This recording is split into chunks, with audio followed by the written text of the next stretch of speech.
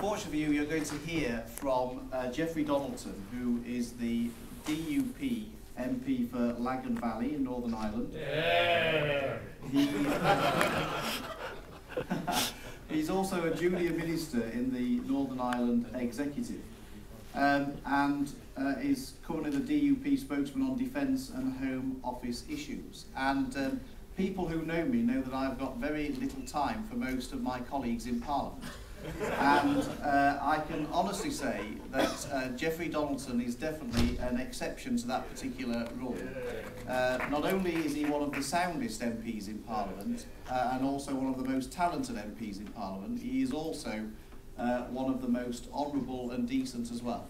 And Jeffrey is going to talk about the freedom and unionism, and so I will hand over the floor to Jeffrey Donaldson.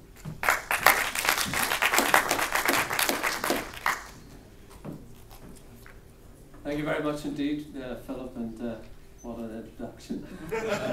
Not sure I could ever live up to that at all, but anyway.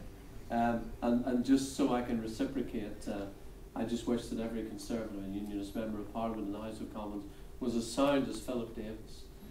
We wouldn't be perhaps where we are today. And I was proud to join. I was proud to join Philip as one of the small number of MPs who were brave enough to sign the pledge for a referendum. We've got some parties in the United Kingdom who make manifesto pledges to allow the people to have their say on their constitutional future and then renege on them.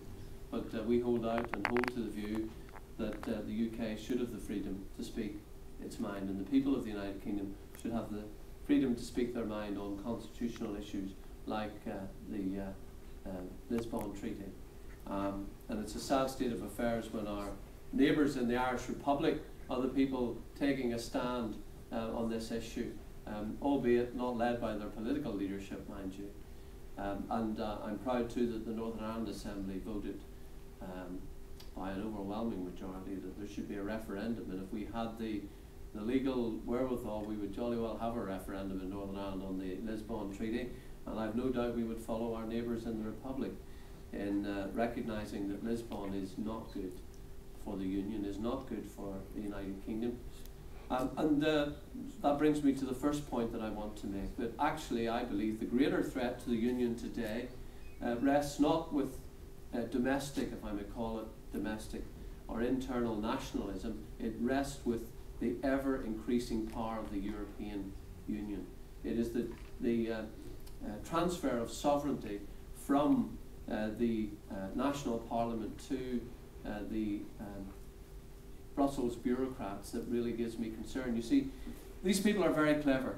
They know that they cannot dismantle the strong infrastructure of nations overnight.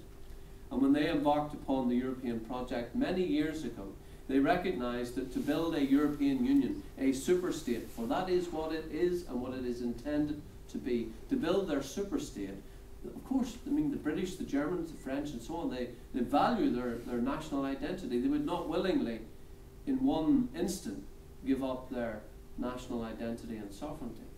But if you did it over a process and a period of time, if you do it by incremental stages, a little bit at a time, then people do not notice in the same way. And that is precisely what's happened. It's why one of my predecessors, the late Enoch Powell, my first job in politics was to be his agent in the South Down constituency in Northern Ireland. And I heard Simon referring to his close association with Mr. Powell, and of course Simon is Enoch Powell's biographer. But Enoch Powell warned in 1974 what the Conservative Party was doing when it joined the European Common Market. He warned then what the project was about. He warned about the consequences to the Union, and he felt so strongly about it that he resigned from the Conservative Party on that issue. And he became, not that he wasn't already a Unionist, but he became more involved with Unionism, because he recognised that a strong Unionism is the best way to ensure that we defend our national sovereignty and our identity. And you know, it's all very well for Gordon Brown to talk about people planting a Union flag in their front garden and asserting their Britishness, when his government is presiding over the diminution of our sovereignty, is reducing our sense of Britishness through the kind of mad directives that we get handed down from Brussels on a regular basis. The European Union recognised that there were two ways to reduce the power of national governments, to reduce the concept of the nation state, and to create what they describe as a Europe of regions. You see, regionalisation of the European Union is the basic framework upon which the superstate will be built. And what you do is simple. You take power at one level from the national parliaments, from the national governments, and you transfer it to Brussels. And at the other end, you transfer power down from the national parliaments to the regions, be it through devolution or through more powers for regional local government. And therefore you reduce the power of the national parliament. Enoch Powell rightly identified that if our national government and parliament is weakened, it weakens the union. And therefore, I think we need to recognise as Unionists that the threat to the union comes not just from localised nationalism, be it in Scotland, Wales or Northern Ireland, indeed some parts of England as well, but it comes more so from what the European Union is trying to do.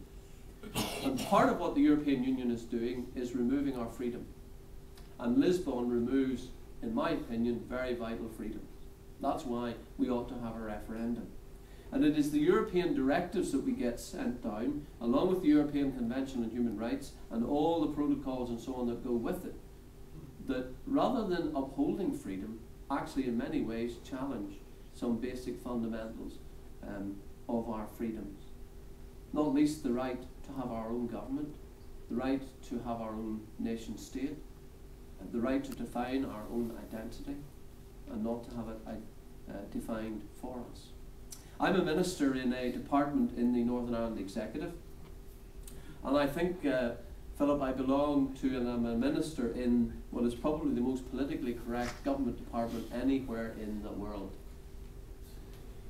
Because we have the equality agenda within our department, an equality agenda which is driven mainly by European directives. We also are required, every decision we take in the department, we have to take jointly with Sinn Féin, under the unique and very peculiar arrangements that we have in Northern Ireland. And of course, whilst Sinn Féin have never really, in practice, subscribed to the concept of equality, nevertheless, they are signed up to the European agenda in that sense at least.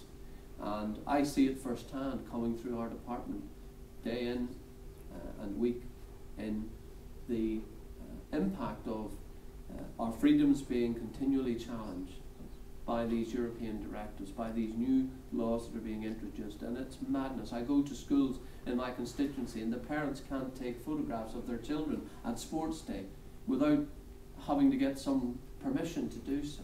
And I know there's a need to protect children. Again, part of my portfolio as a minister is children and young people. But my goodness, we go far too far in restricting individual freedom because of these directives that are handed down.